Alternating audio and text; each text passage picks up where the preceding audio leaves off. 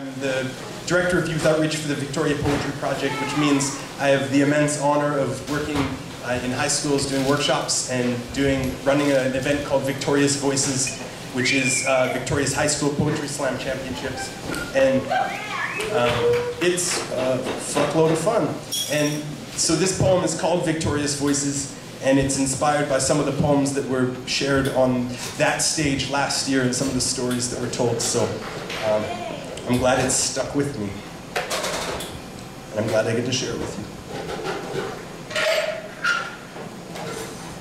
This is for Simon, who picks up a spray can instead of a knife, who writes his assumed name across bus stops and billboards just to remind himself that he's still alive, still here, so he can stare silence in the eye every time someone walks by and doesn't notice that he's barely holding on.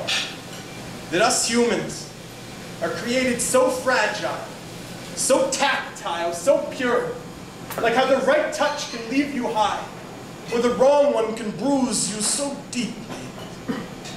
This is for Sarah, who calls out her teachers, her parents, her government, who feels so much like life is all electric fingernails, and each day is another chalkboard trigger. She's developed a keen sense of justice too early for the comfort of those trying to raise her. Thankfully, she's already rising, despite a generation of pressure.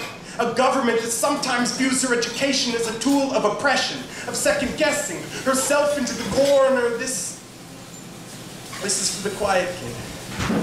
The one in the back of the class that never heard speak until he came to poetry club and did a poem about how he was abused as a child. How everything shifted as soon as he said it. The whole room fell silent. But not the suffocating kind of silence he was used to. No, he felt power in his voice for the first time.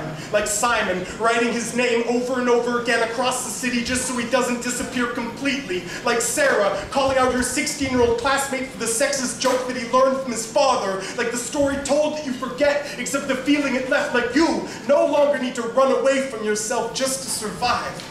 And these are the stories of a generation coming alive. And so this is for any of you who get up on the stage and share your poems tonight, and share your stories. Because these stories, these voices, they rise from the silence in defiance of the din of apathy.